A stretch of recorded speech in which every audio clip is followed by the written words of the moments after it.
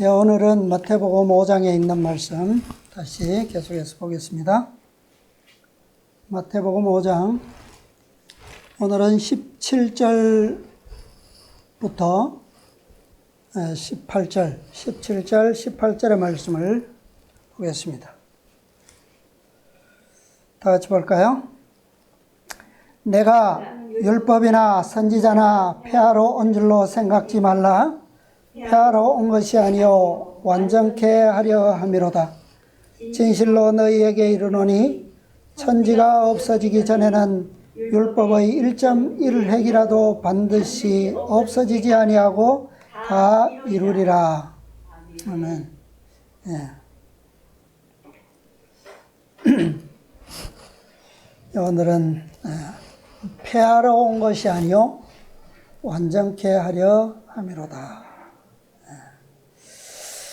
이 말씀은 예수님께서 산상설교 가운데서 율법을 말씀하실 때에 처음으로 하신 말씀입니다.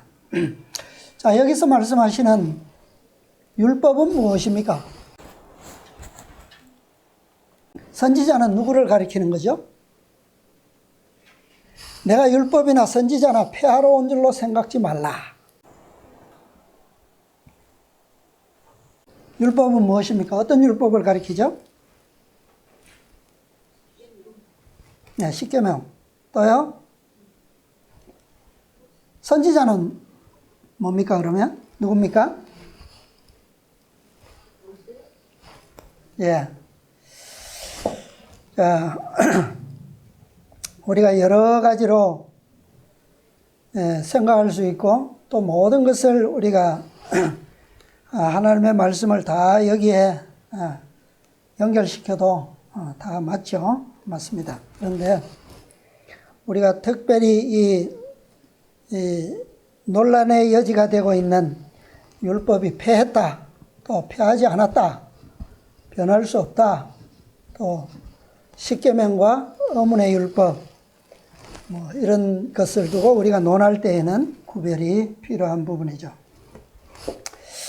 자, 이 법에는 우리가 크게 두 가지의 법으로 나눠볼 수 있는데요. 하나의 법은 기한이 있는 법이죠. 때가 정해져 있는 법이 있습니다. 그런 법이 있고, 또 어떤 법은 기한이 없는 영구적인 법이 있죠. 예. 그 영구적인 법은 그 법을 근간으로 하는 정부가 있는 한 그 법은 효력이 있는 거죠. 자, 우리 성경에서 보면 기한이 있는 법이 있고 영구적인 법이 있는데, 기한이 있는 법은 어떤 법입니까? 예, 의문의 율법을 흔히 얘기할 때 이것은 때가 정해져 있는 법입니다. 기한이 있는 거죠. 그러나 반면에 영구적인 법은 어떤 법이죠? 예, 이것을 우리가 우리 특별히 마지막 시대에 하나님의 백성들은 구별을 하는 것이 옳습니다. 예. 자, 여기에서 말씀하고 있는 그러면 율법은 어떤 율법을 특별히 지적하신 걸까요? 예, 십계명의 율법, 그죠? 예. 물론 그 십계명의 율법은 안식일의 계명이 빠져버리면 그것도 우리가 마지막 때의 진리로서 큰 의미가 없죠. 그래서 십계명. 그 다음에 특별히 지적하고 있는 이곳에서 선지자는 뭐죠? 그것은 바로 기한이 있는 법, 의문의 율법에 대한 것을 특별히 말씀하신다고 볼 수가 있습니다. 왜냐하면 여기서 예수님께서 말씀하시는 선지자는 누굴까요? 인물로 치면 누구를 가리키죠? 많죠. 많지만 예수님 당시에 유대인들이 믿고 있던 성경은 어떤 책이에요? 예, 모세오경이죠. 그렇다고 볼 때 선지자는 누구예요? 모세입니다. 예. 그래서 특별히 예수님께서 율법과 선지자라고 하신 것은 율법은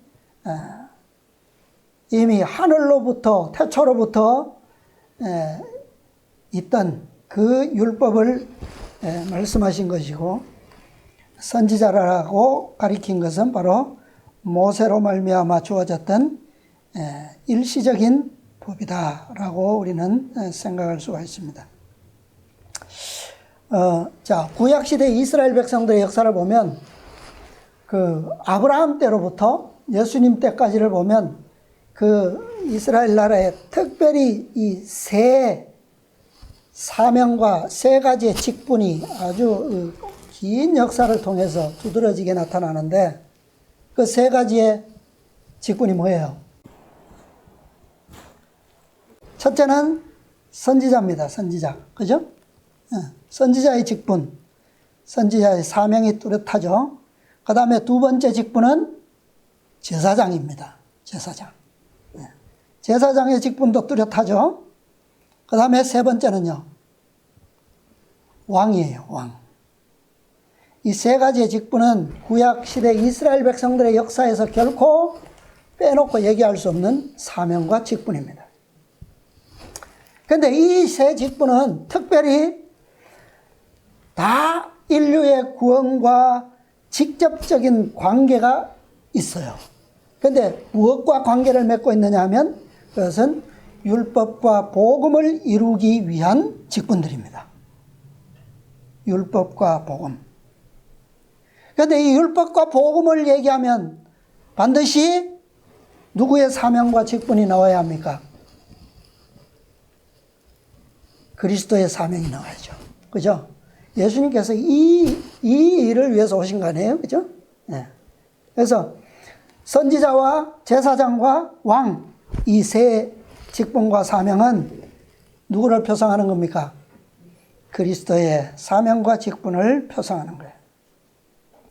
자, 아브라함 때부터 이 세 직분은 지속되어 왔어요. 세 직분이 예수님 때까지 이렇게 지속되어 왔지만, 그런데 특별히 이 세 직분을 때로 나눌 수가 있어요. 이 각각의 직분과 사명이 특별히 그 한 시대의 진리를 대변했던 그런 시대적으로 나눌 수 있다는 거죠. 이 선지자의 시대는 언제부터 언제까지일까요?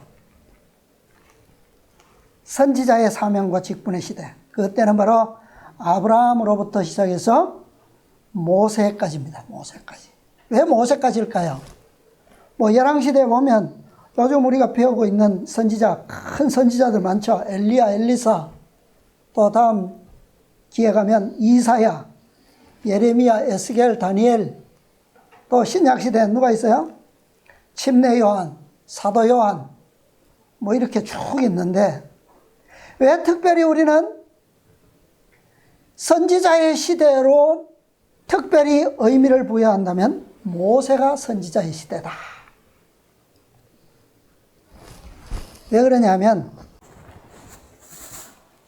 율법과 복음을 가장 깊고 넓게 다루고 우리에게 가르쳐준 선지자가 누구예요?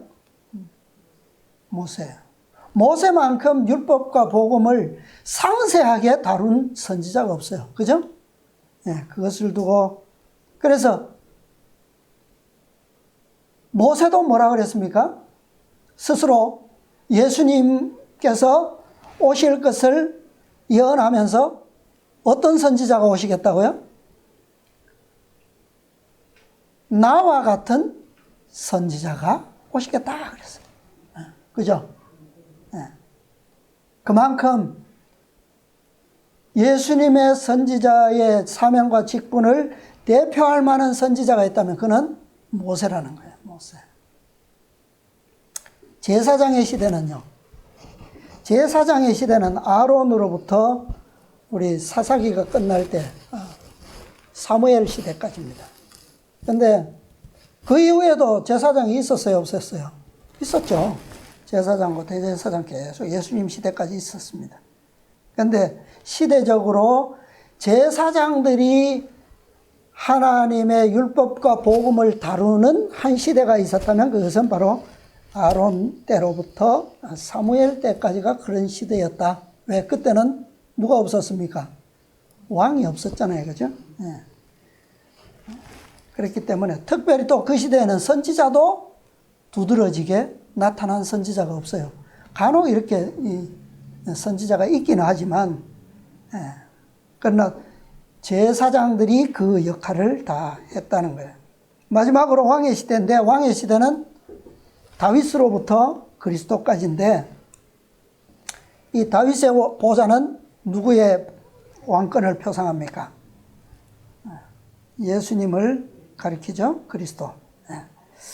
그래서 그리스도께서는 바로 이 세 직분의 사명과 사업을 이렇게 표상하셨고, 또 예수님께서는 실제로 이 땅에 오셔서 이 세 직분을 역사적으로 순서적으로 그 복음과 율법을 대변하고 가르쳐 왔던 것처럼 그 직분을 순서적으로 완성하셨어요. 순서적으로. 그래서 공생애를 통해서 그분은 선지자의 사명을 완성하셨습니다. 그죠? 3년 반 동안 제자들에게 모든 율법과 복음을 가르치셨어요. 상세하게 설명하시면서 그 사업의 속성까지 실제적으로 어떻게 해요? 나타내 보이셨습니다. 그 다음에 두 번째 직분, 선지자의 제사장의 직분은요, 언제부터 하셨습니까? 승천하실 때부터, 그죠? 그러니까 십자가로부터 시작되죠. 사실은 스스로 제사장이 되어 스스로 또 제물을 드리는 그 십자가로부터 승천하셔서 지금까지 지성소에서 제사장의 직분을 이루고 계십니다. 자, 그 다음에 마지막 직분은요, 왕으로서의 사명과 직분은 언제 하십니까? 영광의 왕국은 이미 시작되었죠. 그러나 실제로 여기서 그분의 사명은, 실제적인 성취는 언제, 어떤 왕국을 얘기합니까? 영광의 왕국에서 성취될 사명을 얘기하죠. 그것은 재림으로 더불어부터 왕으로서의 직분을 성취하실 겁니다. 자, 근데 이 세 직분 중에서도 폐할 직분이 있고, 임시적인 직분이 있고, 영원한 직분이 있잖아요. 그죠? 그것처럼 율법도 폐할 임시적인 법이 있고 영원한 법이 있다라고 하는 거예요. 자, 우리가 성경에서 역사적 한 예를 들어보면 이 두 왕권이 있습니다. 두 왕권이 있는데 사도행전 13장에 볼까요? 사도행전 13장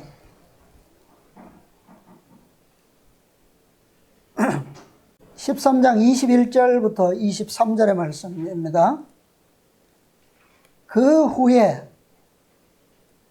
저희가 왕을 구하거늘 하나님이 베냐민 사람, 지파 사람, 기스의 아들 누구요? 사울을 40년간 주셨다가 22절에 보니까 뭐 하시고? 패하시고 누구를요? 다윗을 왕으로 세우시고 증가하여 가라사대 내가 이새의 아들 다윗을 만나니 내 마음에 합한 사람이라 내 뜻을 다 이루게 하리라 하시더니 하나님이 약속하신 대로 이 사람의 씨에서 이스라엘을 위하여 구주를 세우셨으니 곧 예수라. 예. 두 왕이 있죠. 첫 번째 왕은 누굽니까? 사울. 두 번째는요? 다윗. 그런데 사울의 왕조는 어떻게 됐어요? 사울을 패하셨다라고 하는 것은 뭐예요? 그 왕조 전체를 뭐 하셨다는 거예요? 버리셨다는 거예요. 끝내셨다는 거예요. 그죠? 예. 그런데 다윗은 죽었지만, 그러나 그 다윗의 왕권은 패하셨습니까? 패하지 않으셨습니까? 패하시지 않았어요. 패하신 적이 없어요. 그죠? 그래서 그 왕권이 누구에게까지요? 그리스도에게 연결되어서 어떻게 되는 겁니까? 영원토록 그 왕권이 보존되는 거예요. 그죠? 이것처럼 사울의 권세 보좌는 임시적인 권세였지만 다윗의 보좌는 영원한 것이죠. 그것처럼 그리스도를 통해서 패하지 않고 망하지 않는 나라에 다윗의 보좌, 그죠? 그 왕권을 세우신 겁니다. 자, 이것처럼 예수님께서 여기 산상수훈에서 말씀하시는 율법과 선지자, 이것도 뭐가 있다는 거예요? 임시적인 법이 있고 영원한 법이 있다라고 하는 것을 모든 역사적 교훈에서 가르쳐주고 있습니다. 자, 사도 바울도 그것을 설명했어요. 자, 고린도전서 13장요. 우리가 잘 아시는 사랑장이죠. 고린도전서 13장. 무엇은 패하고 무엇은 패하지 않는다고요? 8절부터 봅시다. 사랑은 언제까지든지 떨어지지 아니하나. 무엇은요? 예언도 패하고 방언도 그치고 지식도 패하리라. 왜 패합니까? 9절에 보니까 그것은 어떤 것이었다? 부분적으로 알고 부분적으로 예언하니. 이것은 뭐였다는 거예요? 부분적인 것이었다라고 하는 거죠. 그죠? 뭐가? 예언과 방언과 지식이. 10절에 온전한 것이 올 때에는 부분적으로 하던 것이 패하리라. 율법과 선지자. 선지자는 바로 뭐라고요?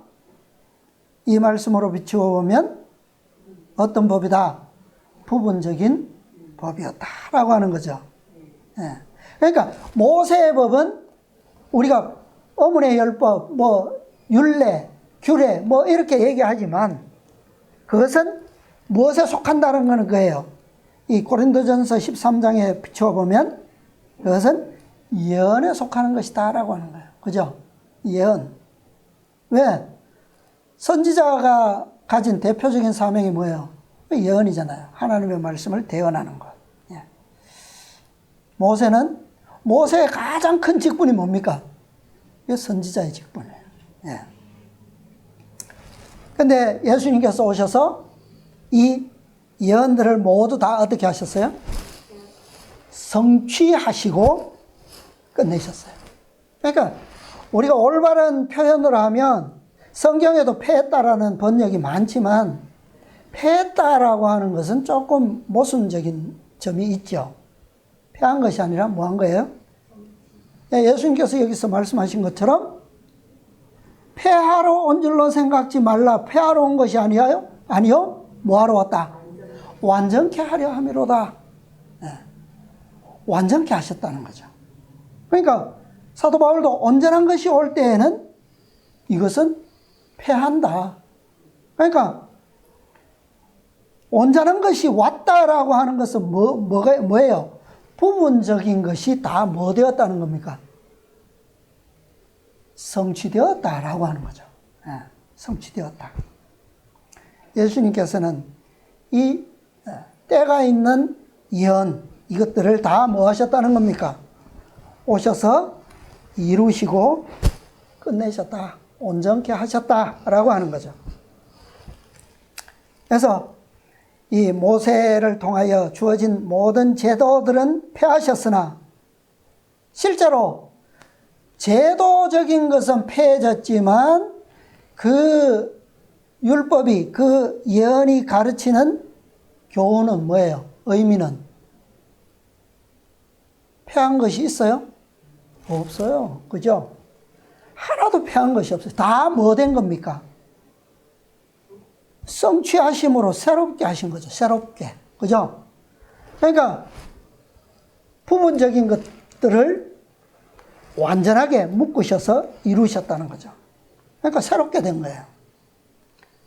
그러니까 이것은 폐한 것이 아니라 영원한 것으로 새롭게 되었다. 완전케 되었다.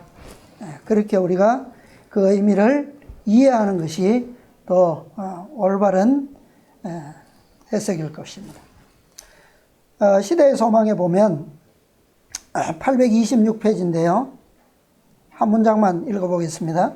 그리스도 자신의 말씀과 그분의 행하신 일에 관한 기록과 율법과 선지자만이 이 세상에 나누어 주도록 제자들에게 맡겨진 보물이다.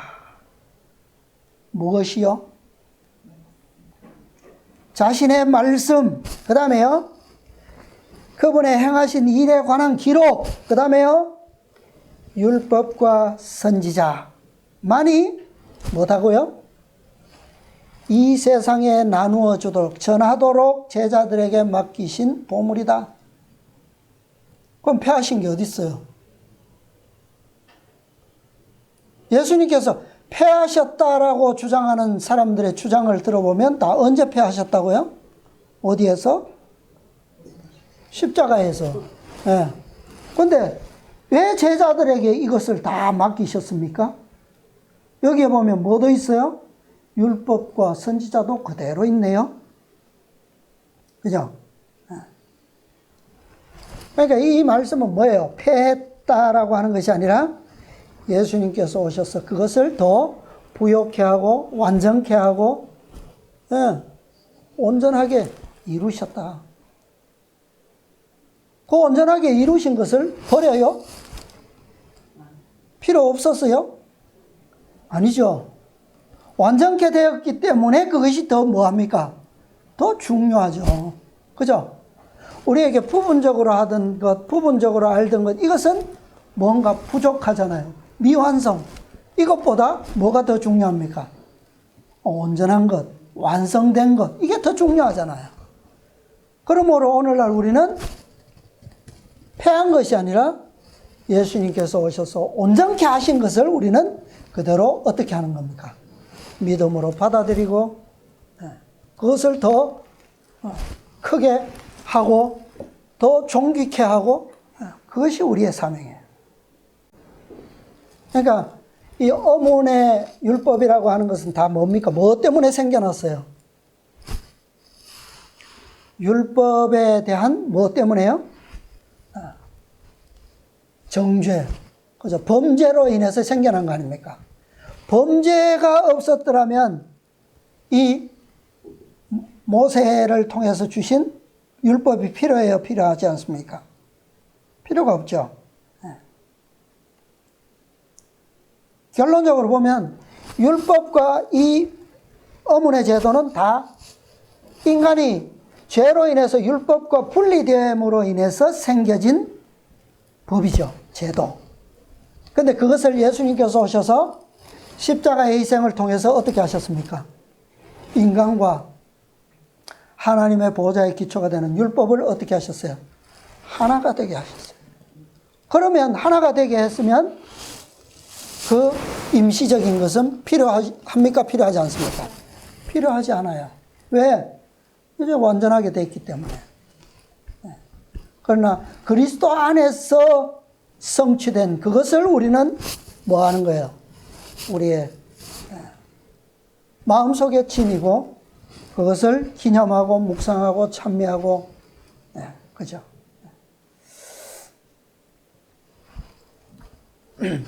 자, 또 한 관계를 보겠습니다. 자, 이스라엘의 역사에 보면 자, 먼저 예배 제도가 무엇을 통해서 시작되었습니까?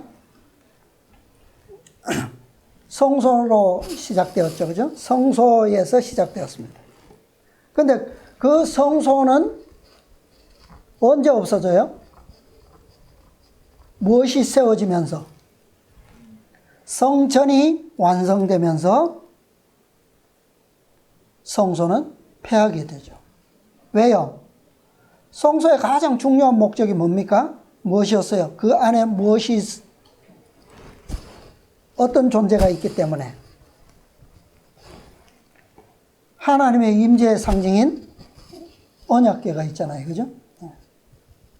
근데 그 언약궤가 어깨에 짊어지고 제사장들이 장소를 옮겨 다니다가 어떻게 했습니까?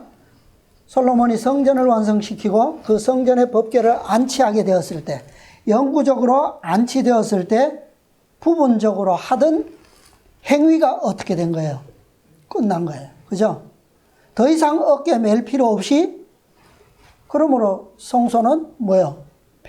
폐할 수밖에 없는 거예요. 자, 이것처럼, 자, 그렇게 해서 그 성전이 완성되었을 때 누가 오셨어요? 예수님께서 오신 거죠. 네. 주인이신 그분께서 오신 거예요. 임시적인 장소였다는 거예요. 그런데 자, 오늘날 새 언약 시대에는 어때요? 새 언약 시대에는 이 언약궤가 어디에 영구적으로 안치될 것입니까? 그때에야 오늘날 우리가 메고 다니는 그 행위가 끝나게 되거든요. 어디에 이 언약궤가 영구적으로 안치될 것입니까? 히브리서 10장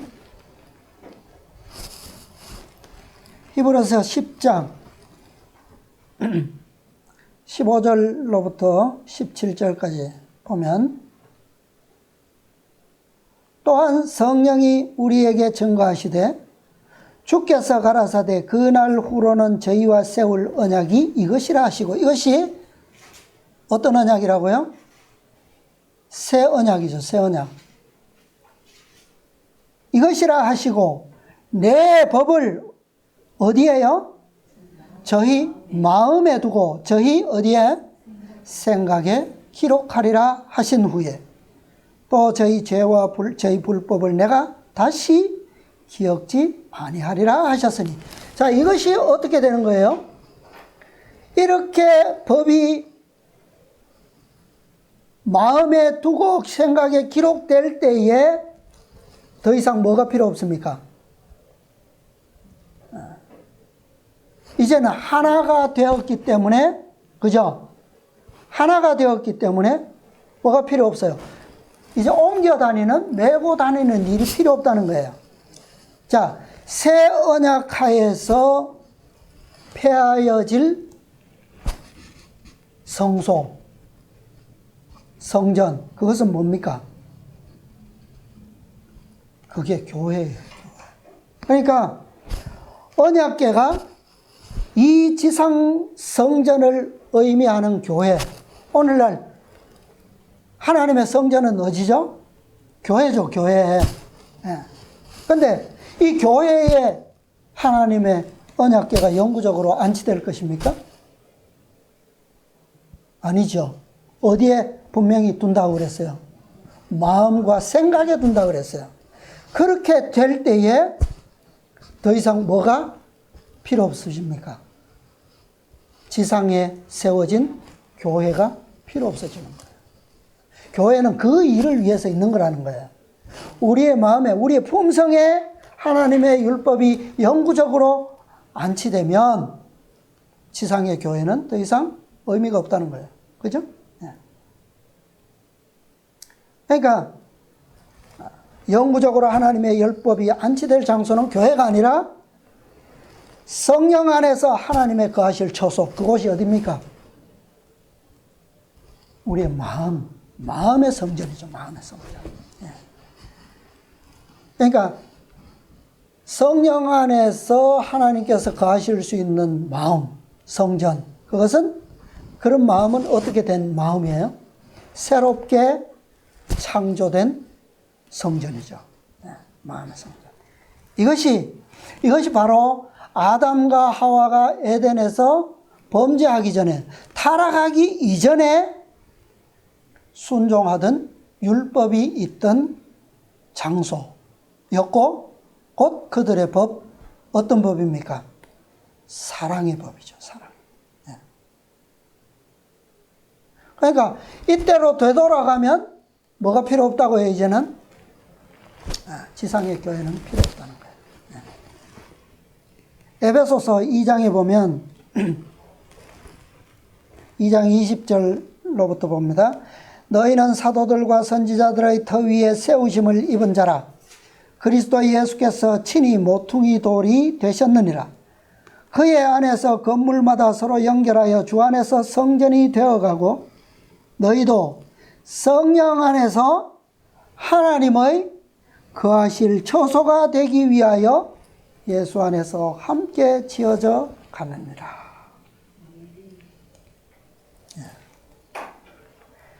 마지막 때에도, 이 새언약 시대에도 마지막 때에는 부분적이고 임시적인 그런 교회는 폐하게 될 것입니다.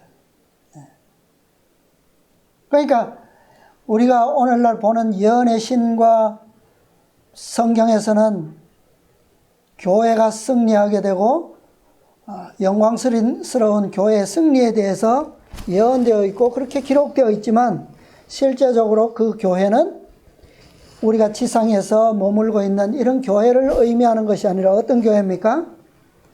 새롭게 된 새 예루살렘에 거할 만한 재창조의 피조물들이죠. 그죠? 구속자들, 구속받은 자들. 그들을 두고 바로 뭐라고 하는 겁니까? 승리한 교회다라고 하는 거예요. 지상의 교회는 승리한 교회가 아니에요. 지상에 있는 교회는. 그래서 영구적으로 하나님의 언약궤가 안치되는 그것이 바로 미래의 성전이요.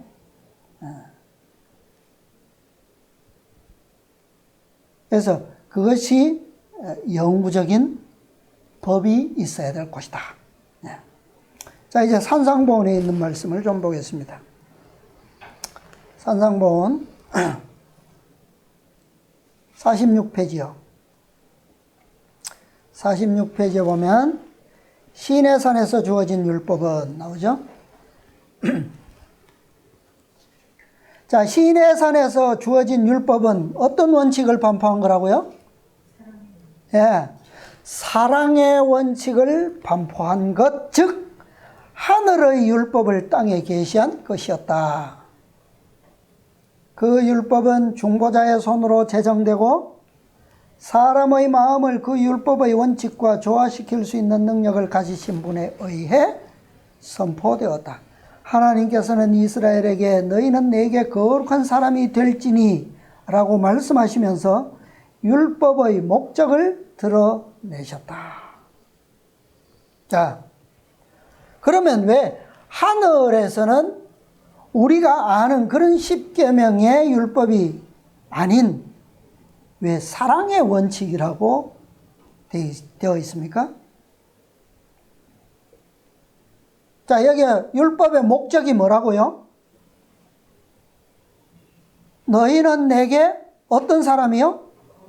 거룩한 사람이 될지니. 자, 아담과 하와가 타락하기 전, 범죄하기 전 에덴 동산에서 생활하고 있을 때 그들은 어떤 존재였습니까? 어떤 상태였어요? 거룩한 존재였어요. 그때는 이렇게 오늘날 하늘의 법을 이 땅에 계시하는 것처럼 10개의 조항을 상세히 나열할 필요가 없었다라고 하는 거죠. 예. 그렇게 계시한 것은 이러한 목적 때문에. 왜요? 이미 거룩함을 뭐 했기 때문에? 잃어버렸기 때문에. 그들에게 필요한 설명이었다라고 하는 거죠. 48페이지입니다. 계명을 폐하는 것이 당신의 목적이 아니라고 선언하신 분은 누구시라고요? 인류의 창조주이시며 율법의 시여자이시다. 천년계 속에 있는 모든 것, 곧 광선에 비치는 티끌로부터 하늘에 있는 세계들에 이르기까지 모든 것이 다 법칙 아래 있다. 천년계의 질서와 조화는 이 법칙을 순종하는 데 달렸다. 그러므로 지성적 존재의 생애를 주관하는 의의 큰 원칙도 있으며 우주의 안녕은 이 원칙의 조화를 이루는 데 달렸다. 누구의 손에 달린 겁니까? 우주의 안녕이. 지성적 존재. 그죠? 네. 이 천사들과 우리 인간이죠. 네, 우리 사람이에요. 이 지구가 창조되기 전에 하나님의 율법이 존재하였다. 천사들이 이 율법의 원칙에 의하여 지배를 받기 때문에 세상이 하늘과 조화되기 위해서는 사람도 하늘의 법에 순종해야 한다. 그리스도께서는 새벽별들이 함께 노래하며 하나님의 아들들이 다 기쁘게 소리할 때 에덴 동산에 있는 사람에게 율법의 교훈을 알려주셨다. 지상에서의 그리스도의 사명은 율법을 폐하는 것이 아니고 당신의 은혜로 사람들을 돌이켜 율법의 교훈을 따르게 하는 것이었다. 자, 에덴 동산에서 율법의 교훈을 알려주신 것은 어떤 율법이었습니까? 아까 나왔죠? 뭐라고요? 어떤 원칙이라고요? 사랑의 원칙. 그러니까 예수님께서 이 땅에 오셔서 율법을 폐하는 것이 아니고 율법의 교훈을 따르도록 하는 것인데, 은혜로. 그것은 다시 말하면 무엇을, 어떤 원칙을 보여주시기 위한 겁니까? 어떤 원칙이요? 사랑의 원칙. 그것을 보여주시기 위한 것이다 라고 하는 거예요.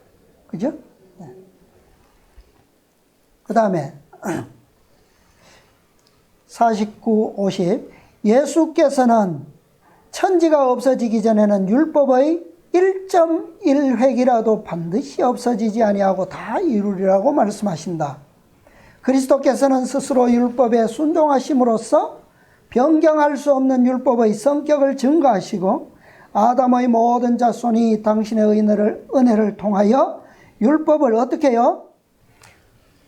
완전히 순종할 수 있다는 것을 입증하셨다. 산 위에서 그분은 모든 것, 즉 인류와 관계되는 모든 것, 구원의 계획과 관련되는 모든 것이 성취되기 전에는 율법의 가장 작은 일획도 뭐하지 않는다고요?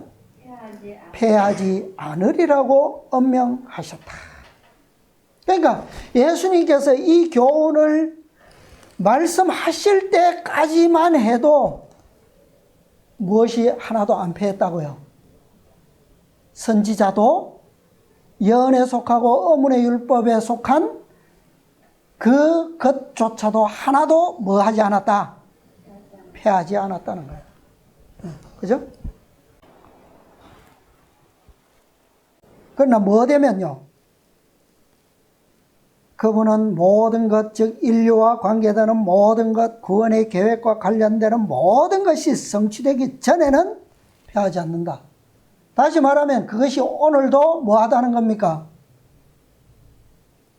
지금도 유효하다라고 하는 거예요. 그러나 무엇은 폐하셨습니까? 형식은 폐하셨어요. 그죠? 형식은 폐하셨어요. 그러나 그 제도들 안에 살아있는 영적인 생명력은 지금도 뭐합니까? 누구 안에서? 그리스도 안에서 유효한 거예요. 그죠? 그것으로 말미암아 오늘 우리를 뭐하고 계시는 거예요? 지성소에서 중보하고 계시는 거예요. 그죠? 네. 이 사업이 끝나기까지는 이것이 계속적으로 뭐하다는 거예요? 폐할 수 없다는 거예요. 그죠? 네. 그분께서는 율법이 결코 폐지될 수 없다고 가르치시며 또 우리의 시계를 최대로 넓혀 그 끝을 바라보게 하시고 그 끝에 이르기 전에는 율법이 그 권위를 계속 보존하게 될 것이라고 확인하심으로써 아무도 율법을 폐지하는 것을 예수님의 사명이라고 생각지 못하도록 하신다. 천지가 존속하는 한, 천지가 없어졌어요? 하나님의 율법의 거룩한 원칙도 남아있을 것이다. 산들과 같은 그분의 의는 계속 축복의 근원으로서 대지에 생기를 주는 시냇물을 흘려보낼 것이다. 자, 50페이지입니다. 하나님의 율법은 변경이 필요 없을 만큼 뭐하다고요? 완전함으로 죄악적인 사람이 스스로의 힘으로 율법이 요구하는 표준에 도달한다는 것은 불가능하다. 자, 그러면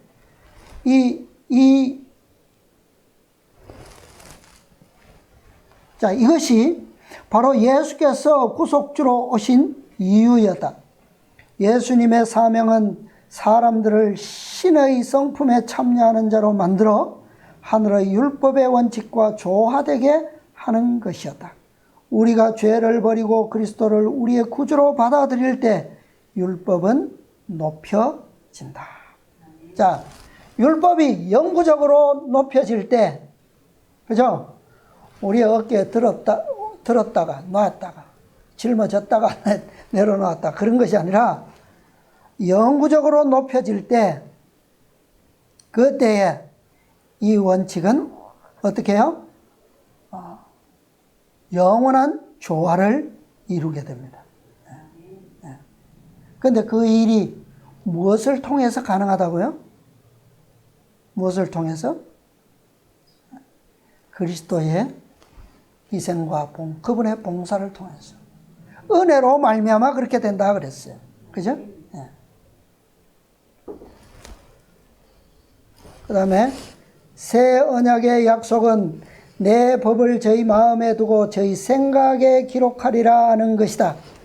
그리스도의 죽음으로 그분을 세상 죄를 지고 가는 하나님의 어린 양으로 가리킨 표상적 제도는 폐지되었으나 십계명을 통해 구체적으로 표현된 의의 원칙은 영원한 보좌와 마찬가지로 변치 않는다.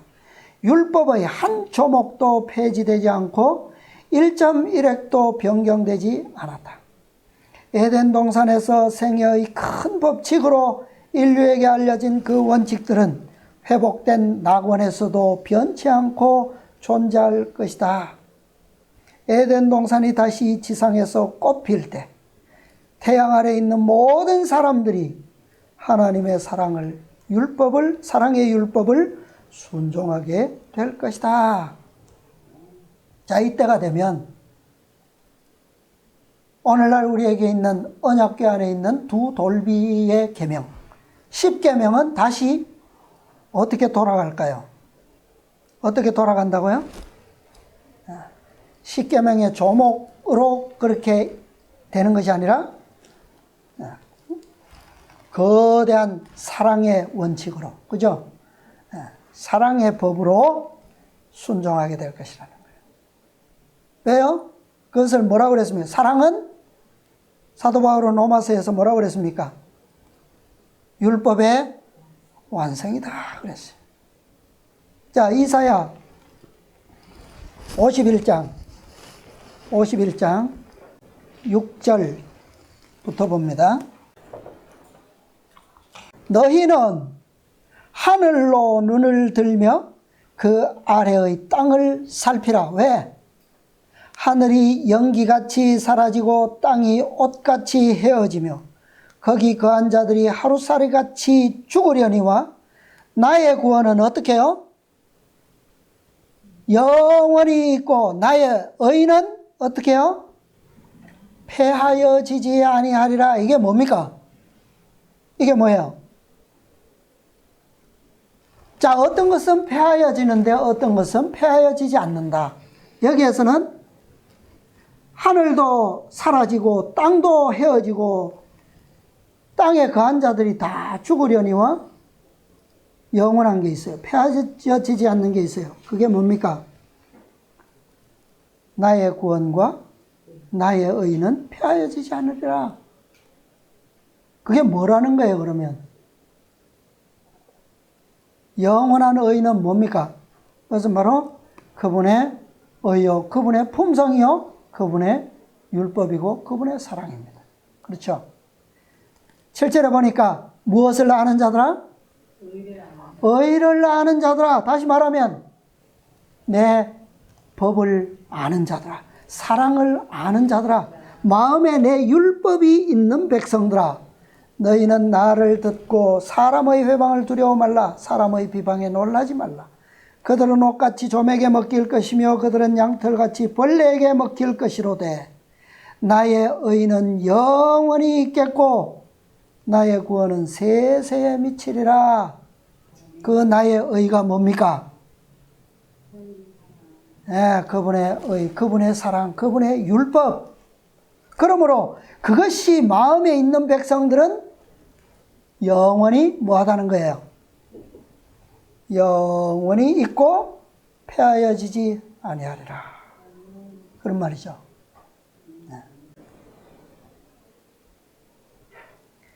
지금 하나님의 율법이 폐했다라고 믿고 그렇게 지키는 사람들은 무엇을 폐한 것과 같습니까? 자신의 의와 자신의 구원을 영원히 폐하는 것과 같은 거예요. 그죠? 그런 믿음에서는 그런 믿음으로 성취될 겁니다. 자,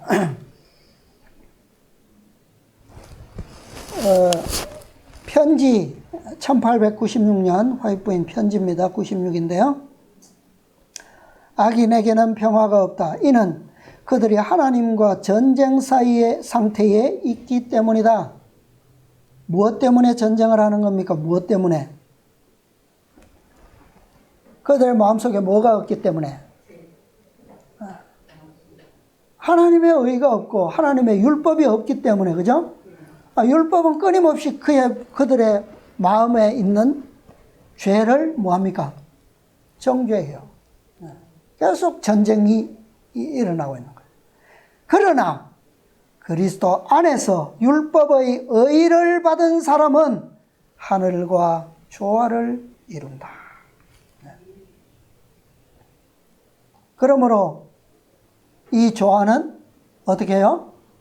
방해할 자가 없어요. 영원토록 미치는 겁니다. 자, 또 하나요. 1902년 편지입니다. 112.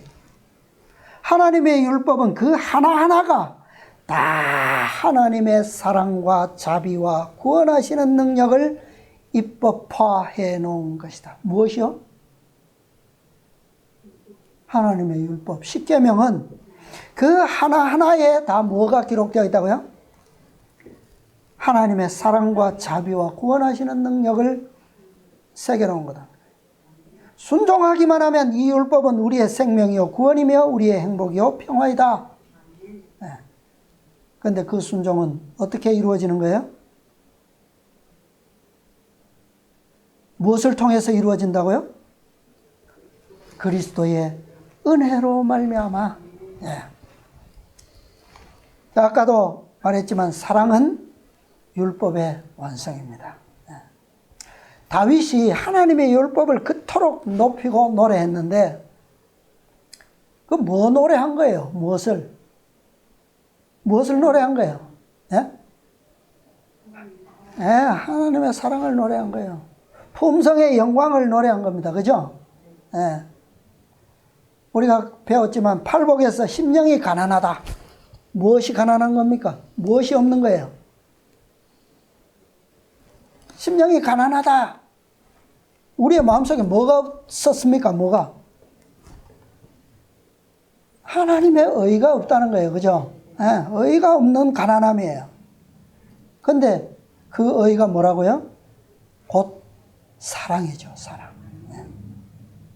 자, 그 다음에 의에 줄이고 목마른 자는 복이 있다. 근데 그 의에 줄이고 목마른 것은 뭐예요? 곧 이 사랑에 대한 배고픔과 갈증이죠. 이 사랑에 대한 배고픔, 갈증을 느끼는 자가 복이 있다. 왜요? 그리스도의 은혜로 그것을 채워질 수 있기 때문에.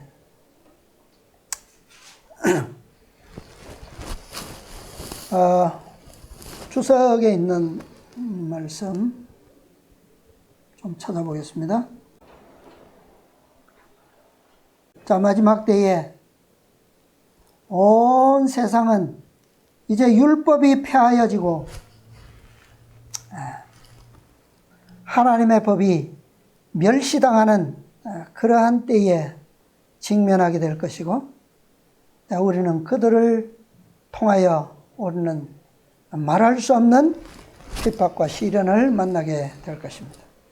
자, 다윗은 그 때를 위해서 수없이 많이 기도했고 또 그 기록을 시편에 남겼습니다. 자, 우리 시편 119편 111절에서 115절, 125에서 130, 165 주석입니다. 계명은 순종하는 자에게 기쁨이 됨. 자, 앞으로 우리는 이 법이 전 진실로 마음에 기록되어 있는지, 다윗처럼 꿀과 송이 꿀보다 더 달게 여겨왔는지, 그것을 먹어왔는지, 그 율법에 의해서, 그 사랑에 의해서 우리의 굶주림과 우리의 배고픔이 채워져 왔는지, 우리의 가난함이 부여하게 되었는지, 라오디게아 보내는 참된 증인의 권고가 뭡니까? 너희가 부여하다 하나 가난한 자가, 그죠? 그걸 뭘 얘기하는 거예요? 이 의에 대한 것을 얘기하는 거죠. 그것을 마지막 때에 무엇으로 해요? 바로 이 율법을 통해서 달아보시겠다는 거예요. 시험하시겠다는 거죠. 자, 한번 읽어보겠습니다. 하나님을 순종하는 자녀에게 그의 계명들은 기쁨이다. 다윗은 다음과 같이 선언하였다. 사람들이 하나님의 율법을 멸시하기 때문에 다윗의 충성심이 움츠러들었는가? 그의 말을 들어보라. 그는 하나님께 간구하기를, 하나님이여, 당신께서 개입하셔서 당신의 명예를 옹호하시고 하나님의 계심을 보이소서. 당신의 인내에도 한계가 있음을 나타내시고 하나님의 자비를 악용하는 것은 그것을 소진하게 하는 것임을 드러내소서. 저희가 주의 법을 폐하였사오니 지금은 여호와의 일하실 때니이다 라고 하였다. 다윗은 결코 이 법이 뭐예요? 폐하거나 멸시받아도 당연하거나 시대가 그렇기 때문에 당연하다고 그렇게 여기거나 받아들이지 않았습니다. 그죠? 오히려 반대로 어떻게 했습니까? 이것을 어떻게 해요? 누가 일하셔야 된다고요? 여호와께서 이 일을 바로 잡으셔야 된다고. 그죠? 다윗은 반역과 완고함이 날로 증가하고 하나님의 교훈이 내어 던지지는 것을 보았다. 다윗도 그 편만한 배도에 휩쓸렸는가? 율법에 던져지는 조롱과 멸시 때문에 율법을 옹호하려는 그의 노력을 중단해버렸는가? 그와는 반대로 다른 사람들이 율법을 무시하고 학대하는 것을 그가 보았을 때 여호와의 율법에 대한 그의 경외심은 더 어떻게 해요? 커졌다. 오늘날 하나님의 백성들, 남은 백성들의 이 마음의 율법이 기록된 백성들의 특성이 바로 이런 거예요. 세상이 하나님의 율법을 폐하면 폐할수록, 멸시하고 조롱하면 조롱할수록, 발에 짓밟고 내어 던지면 던질수록 세상의 도덕성이 무시되면 무시될수록 하나님의 율법이 마음에 기록된 자들은 어떻게 된다고요? 그 율법에 대한 경외심이 더욱 커진다. 네. 이것이 바로 그분의 율법에 대해서 예언된 그리스도의 사명, 그분의 사명을 공생애 동안에 증명해 보이신 거예요. 우리가 그리스도를 바라봄으로 얻어야 하는 것은 바로 이겁니다.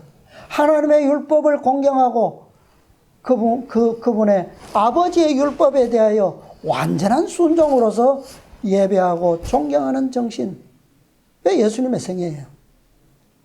우리가 배워야 될 것은 바로 그겁니다. 자, 그 다음에 또 한 말씀요. 126절, 127절 주석입니다. 하나님이 일하시는 때 있죠. 다윗은 하나님의 율법 위에 그 시대 사람들의 멸시가 쏟아져 내리는 것을 보았을 때 크게 시험을 받았다. 다윗의 마음도 그냥 그 존경심이 커진 게 아니에요.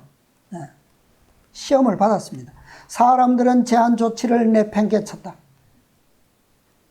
그 결과로 타락이 뒤따랐다. 하나님의 율법은 그가 창조하신 사람들에게 하나의 죽은 문자가 되어버렸고 앞으로 이런 때가 올 것입니다. 사람들은 거룩한 교훈들을 생명의 법칙으로 받아들이기를 거부하였다. 죄악이 너무나 커서 다윗은 하나님의 참으심이 이제 끝나는 것이 아닌가 하고 두려워하면서 그는 하늘을 향하여 심금을 울리는 기도를 드린다. 저희가 주의 법을 폐하였사오니 지금은 여호와의 일하실 때니이다. 그러므로 내가 주의 계명을 금 곧 정금보다 더 사랑하나이다 하였다. 이것은 뭐예요? 그의 심령에 무엇이 기록되었다는 증거입니까? 하나님의 사랑의 법이 기록되었다는 증거예요.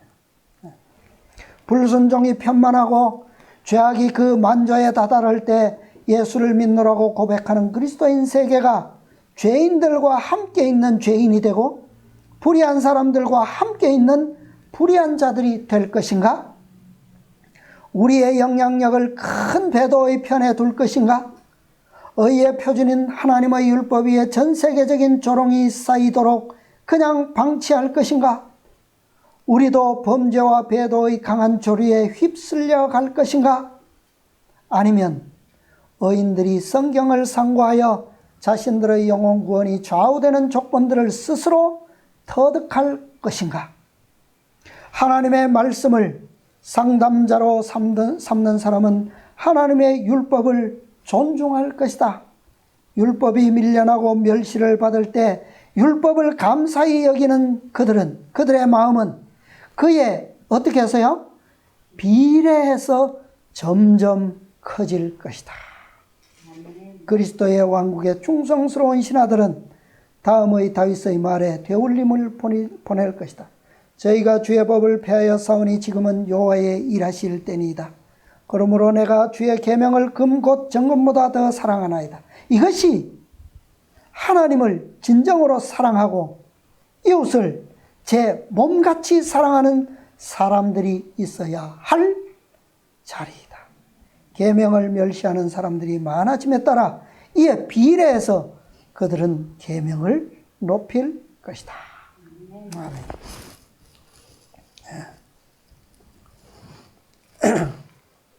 이 세상은 점점점 더 하나님의 율법으로부터 요즘 우리 SNS 하는 게 참 겁나요. 뭐 진짜 조금만 그 이방인들 불신자들이 섞여 있는 그런 방에서 이런 말씀 그대로의 진리를 강조하고 이렇게 기록하는 게 쉽지가 않습니다. 특히나 이 큰 사이트들 있잖아요. 뭐 네이버나 다음이나 뭐 이런 데 이제 많은 뉴스들이나 그다음에 뭐 이런 전 세계적인 이슈들이 다 올라오잖아요. 세계 경제, 문화, 사회적인, 정치적인 것들 다 오는데 거기에는 올라오는 글들이 하나도 그냥 정상적인 댓글이 하나도 찾아보기가 어렵습니다. 그러니까 전부 자기들만의 색깔이 있는데 그 색깔 속에서도 너무나 부도덕적으로 표현을 해요. 우리는 그거 읽기조차가 참 두려워요. 그런 가운데서 우리가 글 하나 딱 쓰면요 난리 납니다. 못 살아요. 그러니까 요즘 이 유튜브 이 방송하는 사람들 많잖아요. 많은데 요즘 그 방송에 올라오는 댓글 때문에 자살하는 사람들이 많습니다. 그 글을 감당할 수가 없었어요. 얼마나 사람들이 악한지. 근데 아무리 내가 논리적이고 합당하고 그 정상적인 그런 글을 써도 뭐예요? 반응은 그것을 동의하고 공감하는 글이 있는 반면에 반드시 반대하는 사람이 그만큼 또 올라와요. 그것을 욕하는 사람들이 그만큼 또 올라온다는 거예요. 요즘 사람들이 그것을 감당할 수가 없다는 거예요. 하물며 하나님의 말씀을 요즘 세계적으로 이슈가 뭐라고요? 차별금지법. 지난주에 1분 몇 초짜리 누가 동영상을 하나 올렸더라고요. 우리가 차별금지법을 받아들이게 통과되게 되면 이렇게 됩니다 했는데 그 탤런트가 기독교인 탤런트가 길거리 노방전도 하는데 조혜련 씨인가요? 이 두 사람이 이렇게 전도지 뿌리고 예수님을 믿으십시오 이렇게 공원에 앉아있는 사람에게 했어요. 했는데 한 젊은 아가씨가 딱 오더니 다 찍었습니다. 증거 있습니다. 이것은 위법입니다. 차별금지법 위반입니다. 그러면서 막 항의하고 따지더라고요. 1분 몇 분짜리인데 황당하죠. 네. 이런 시대라는 거예요. 그러니까 이제는 진짜 우리가 언론의 자유가 있고 표현의 자유가 보장된 나라라고 하지만 사실은 이제는 실제적으로 그게 불가능한 시대가 된 거예요. 함부로 못 쓴다는 거죠. 그러니까 내가 하는 내가 만든 사이트나 이런 것에는 좀 여유가 있겠지만 공식적인 사이트에서는 그런 거 못 올려요. 현재는 올리면 고발당할 수 있습니다. 아직은 법이 통과되지 않았기 때문에 그렇지만 그러나 조만간에 될 것입니다. 이럴 때에 우리가 정말 하나님의 그 사랑의 율법, 하나님의 의에 대한 정직한 감동과 그것으로 우리의 생애가 기록되어 있지 않으면, 경험되어 있지 않으면 그것을 감당할 수 없어요. 그러니까 우리는 그럴 때에 어떻게 할 수밖에 없습니까? 그 일을 포기할 수밖에 없는 거예요. 포기할 수밖에. 그러나 우리가 이 다윗처럼 정말 하나님의 의를 간절히 사모하고 마음의 순결과 이 구원의 의를 정말 기쁨으로 바라고 소망한다면 정말 그분의 율법을 높이는 어떠한 경우에라도 정말 고수하고 물러서지 아니하는, 뭐라 그랬습니까? 하나님을 진정으로 사랑하고 이웃을 제 몸같이 사랑하는 사람들이 있어야 할 자리. 바꿔 말하면 하나님의 그 사랑의 율법이 어디에 있어야 된다는 거예요? 하나님을 사랑하고 섬기는 그들의 어디에? 마음속에 있어야 된다는 거예요. 그리고 그것은 세상이 점점 더 하나님께 대한 배도로 무르익어 갈 때 그것에 비례해서 그들의 품성은 뭐예요? 빛을 발하게 된다는 거예요. 저절로. 그게 감화예요. 감화. 성령의 역사.